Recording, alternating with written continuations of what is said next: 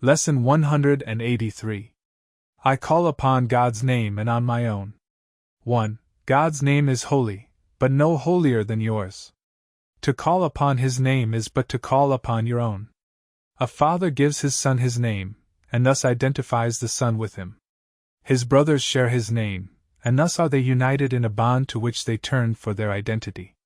Your father's name reminds you who you are, even within a world that does not know, even though you have not remembered it. 2. God's name cannot be heard without response, nor said without an echo in the mind that calls you to remember. Say His name, and you invite the angels to surround the ground on which you stand, and sing to you as they spread out their wings to keep you safe, and shelter you from every worldly thought that would intrude upon your holiness. 3. Repeat God's name, and all the world responds by laying down illusions. Every dream the world holds dear has suddenly gone by, and where it seemed to stand you find a star, a miracle of grace. The sick arise, healed of their sickly thoughts. The blind can see, the deaf can hear. The sorrowful cast off their mourning, and the tears of pain are dried as happy laughter comes to bless the world. 4. Repeat the name of God, and little names have lost their meaning. No temptation but becomes a nameless and unwanted thing before God's name. Repeat His name, and see how easily you will forget the names of all the gods you valued. They have lost the name of God you gave them. They become anonymous and valueless to you, although before you let the name of God replace the little names, you stood before them worshipfully, naming them as gods. 5. Repeat the name of God, and call upon yourself, whose name is His.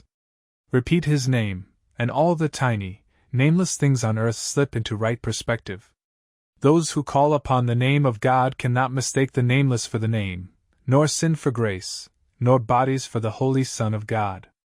And should you join a brother as you sit with him in silence, and repeat God's name along with him within your quiet mind, you have established there an altar which reaches to God Himself and to His Son. 6. Practice but this today. Repeat God's name slowly again and still again. Become oblivious to every name but His. Hear nothing else. Let all your thoughts become anchored on this. No other word we use except at the beginning, when we say today's idea but once.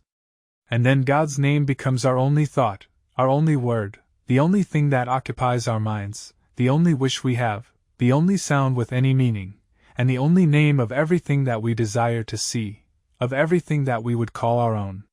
7. Thus do we give an invitation which can never be refused. And God will come, and answer it Himself. Think not He hears the little prayers of those who call on Him with names of idols cherished by the world. They cannot reach Him thus. He cannot hear requests that He be not Himself, or that His Son receive another name than His. 8. Repeat God's name, and you acknowledge Him as sole creator of reality. And you acknowledge also that His Son is part of Him, creating in His name. Sit silently, and let His name become the all-encompassing idea that holds your mind completely. Let all thoughts be still except this one. And to all other thoughts respond with this, and see God's name replace the 1,000 little names you gave your thoughts, not realizing that there is one name for all there is, and all that there will be. 9. Today you can achieve a state in which you will experience the gift of grace. You can escape all bondage of the world, and give the world the same release you found. You can remember what the world forgot, and offer it your own remembering. You can accept today the part you play in its salvation, and your own as well. And both can be accomplished perfectly. 10. Turn to the name of God for your release, and it is given you. No prayer but this is necessary, for it holds them all within it. Words are insignificant, and all requests unneeded when God's Son calls on His Father's name. His Father's thoughts become His own. He makes His claim to all His Father gave, is giving still, and will forever give. He calls on Him to let all things He thought He made be nameless now, and in their place the holy name of God becomes His judgment of their worthlessness. 11. All little things are silent. Little sounds are soundless now. The little things of earth have disappeared. The universe consists of nothing but the Son of God, who calls upon His Father. And His Father's voice gives answer in His Father's holy name. In this eternal, still relationship, in which communication far transcends all words, and yet exceeds in depth and height whatever words could possibly convey, is peace eternal. In our Father's name, we would experience this peace today. And in His name, it shall be given us.